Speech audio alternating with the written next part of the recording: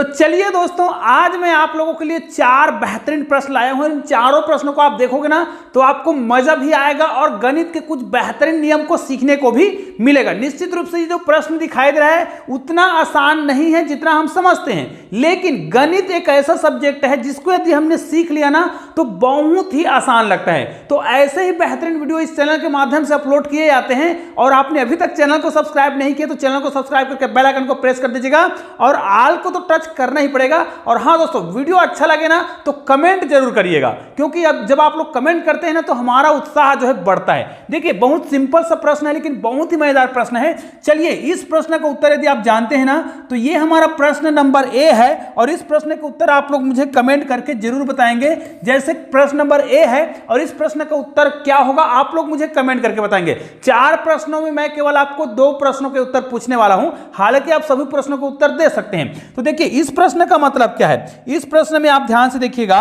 ऋण 17 को ध्यान दीजिएगा, ऋण 17 को ऋण 1 से अगर 17 बार गुना किया जाए, ध्यान दीजिएगा, ऋण 17 को ऋण 1 से 17 बार गुना किया जाए तो उत्तर क्या आएगा। यहां पर मैंने 4 ऑप्शन लिखा है।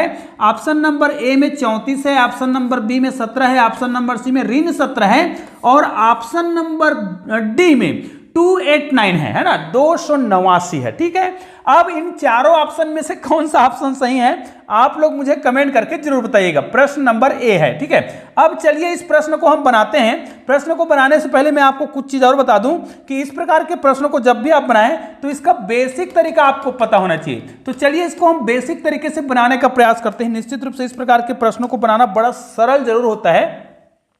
तो देखिए, आपको एक चीज पहले जान लेना है, जब भी किसी भी ऋणात्मक संख्या को, है ना, कोई भी ऋणात्मक संख्या हो, यहां पर मैं केवल एक ही ले रहा हूं, अब ऋणात्मक संख्या कुछ भी हो, जैसे ऋणात्मक संख्या है इसको यदि हम सम बार गुना करें, है ना, सम बार गुना करें या फिर विषम बार गुना करें, तो यहां पर मैं केवल आपको यह बताने वाला हूं, जब भी कोई संख्या हो जिसको यदि हम सम बार गुना करें और अगर वो ऋणात्मक है, जैसे यहां पर ऋणात्मक संख्या को मैं सम बार गुना करूं तो उत्तर जो आता है वो हमेशा धनात्मक ही आता है, पॉजिटिव आता है, हमेशा याद रखिएगा।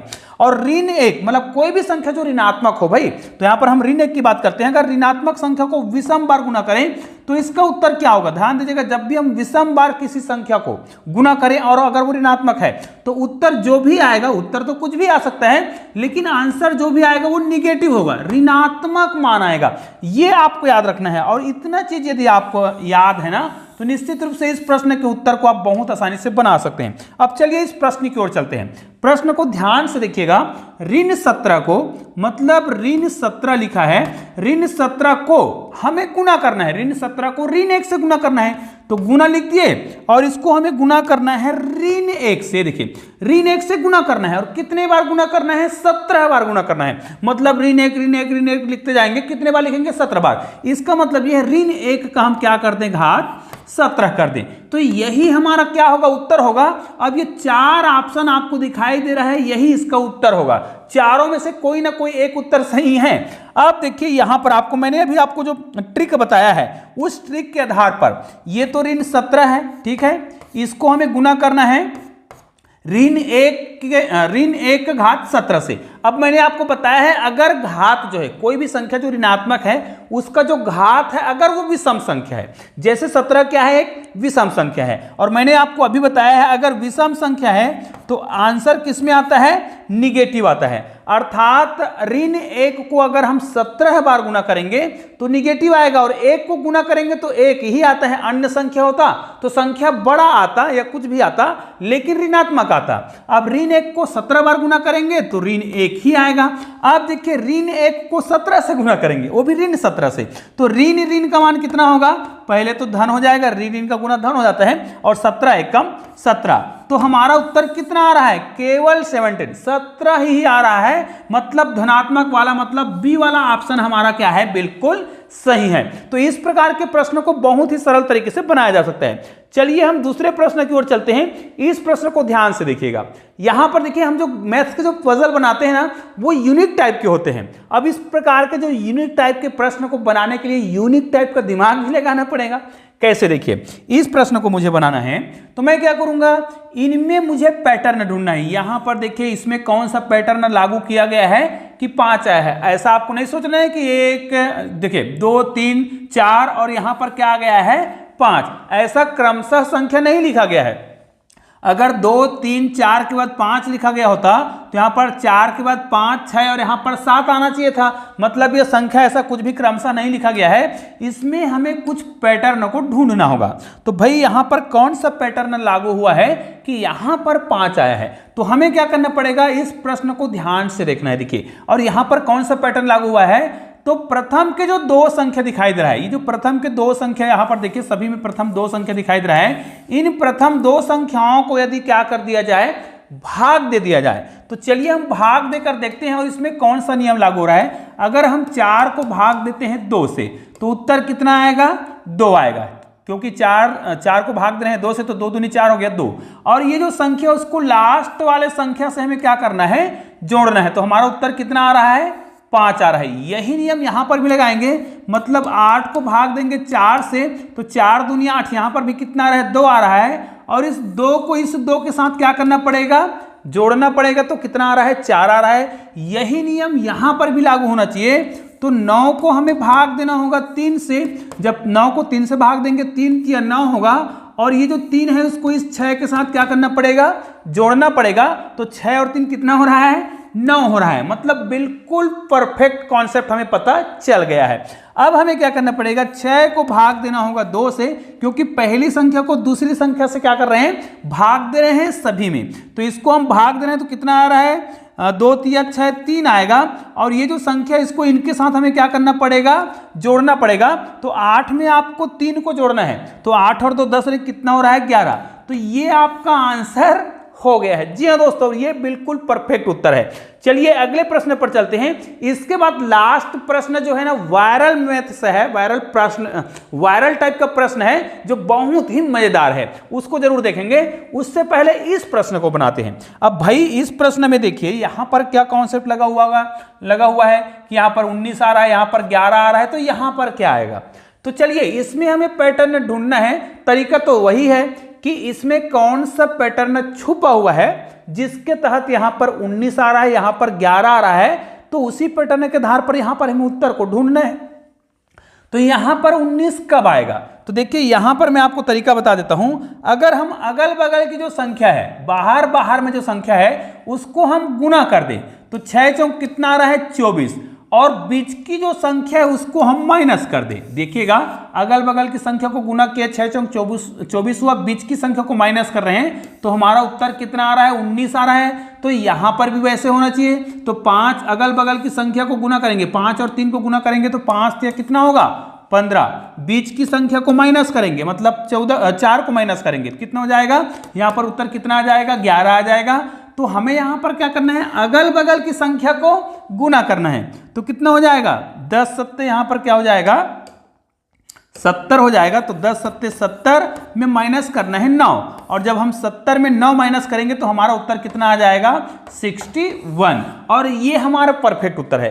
अब जो प्रश्न हम चर्चा करने वाले हैं वो बहुत ही मजेदार प्रश्न है, और ये बहुत ही वायरल प्रश्न है। आप सभी जानते हैं कि इस प्रकार के जो प्रश्न होते हैं बहुत ही अलग टाइप के होते हैं। निश्चित रूप से आप सभी जानते हैं, अगर हम विषम संख्याओं को जोड़ें तो 2 विषम संख्याओं को जोड़ते हैं तब उसका उत्तर सम आता है।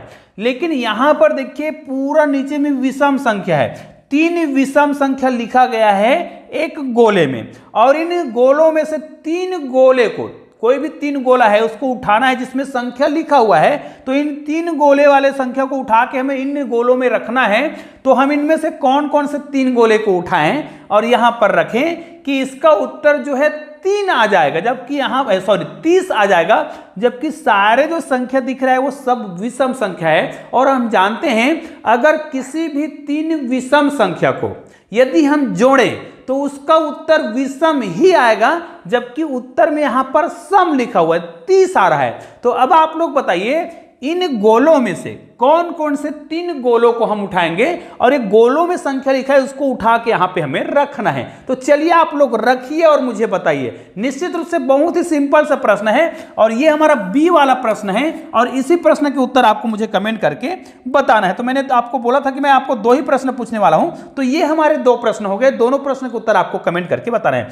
अब देखिए भाई यहां पर 17 को अगर मैं यहां पे लाता हूं, उदाहरण के लिए ध्यान दीजिएगा, अगर मैं यहां से 17 को ले आता हूं, देखिएगा 17 को मैंने यहां पर ले आया और यहां से मैं एक और संख्या को ले आता हूं, देखिएगा अगर यहां से मैं एक और संख्या और ले लेता हूं, किसको 13 को, तो 17 और 13 को अगर हम जोड़ते हैं तो इन दोनों संख्याओं का योग ही कितना हो गया है, 30 हो गया है। जबकि यहां पर एक संख्या छूट गया और मैंने बोला था 3 गोला लाना है, मतलब ये वाला गड़बड़ है। तो इस गोले को हमें नहीं लाना है, इस गोले को भी हमें नहीं लाना होगा। हमें क्या करना है, बहुत सावधानी पूर्वक 3 गोले लाने हैं। तो चलिए हम यहां से इसी गोले को पहले लाते हैं। ये जो गोला दिख रहा है इसको हम यहां पर ला देते हैं और बिल्कुल यहां पर इसको हम सेट कर देते हैं। देखिए हमने पहला गोला ला लिया जिसमें 13 लिखा हुआ है। फिर उसके हम क्या करते हैं, उसके बाद ये वाला गोला को लाते हैं, है ना, ध्यान दीजिएगा। देखिएगा इस गोले को जब हम यहां पर लाते हैं तो इस गोले को भी हम यहां पर क्या कर देते हैं, सेट कर देते हैं। तो देखिए हमने कौन कौन से संख्या लाया है, 2 गोला ला लिए हैं। एक तो हमने 13 लाया है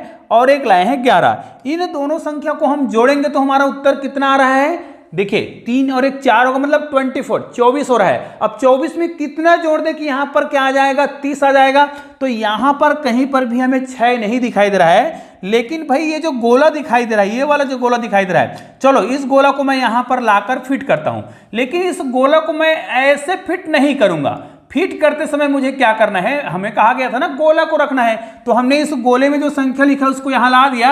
अब इस गोले को हम थोड़ा सा क्या कर देते हैं, घुमा देते हैं। ये देखिए, और आप सभी जानते हैं जब इस गोले को हमने घुमाया तो ये जो संख्या पहले क्या लिखा था, 9 लिखा था, अब ये क्या हो गया है, 6 हो गया है। अब भाई इसको यदि हम जोड़ते हैं, मतलब 13 और 11 और 6 को जोड़ते हैं, तो सबसे पहले आप इन्हीं को जोड़ दीजिए। 11 में 6 जोड़ेंगे तो कितना हो जाएगा, 17 हो जाएगा, और 17 में 13 जोड़ेंगे तो हमारा उत्तर कितना हो जाएगा, 30 आ जाएगा। तो ये जो प्रश्न है ना, थोड़ा लॉजिक वाला प्रश्न है। इसमें गोला कहा गया था, आपको संख्या को उठाना है गोला के सहित, तो उस गोले में जो संख्या है उसको आपने उठाया तो आपको घुमा के रखना था, तो संख्या जो है आपका बन जाता। मतलब 3 विषम संख्या नहीं था यहां पर, हालांकि इसमें विषम संख्या लिखा था लेकिन उसको गोला में लिखा गया था। तो आपका जो विषम संख्या दिख रहा था 9, उसको आपको घुमा के सम संख्या कर देना है। और यहां पर गणित का बेहतरीन नियम भी लागू हो रहा है। आप सभी जानते हैं कि 3 विषम संख्या को जोड़ करके आप कभी भी सम नहीं ला सकते, इसलिए हमने क्या किया, 2 विषम संख्या जोड़ा और एक को हमने सम बना दिया। ठीक है, तो निश्चित रूप से यह वीडियो बहुत ही मजेदार रहा होगा। और अगर आपने अभी तक हमारे चैनल को सब्सक्राइब नहीं किया होगा ना, तो चैनल को सब्सक्राइब करके बेल आइकन को प्रेस भी कर दीजिएगा और ऑल को टच कर दीजिएगा। चलिए दोस्तों, मिलते हैं एक और बेहतरीन वीडियो के साथ, तब तक के लिए जय हिंद, जय भारत।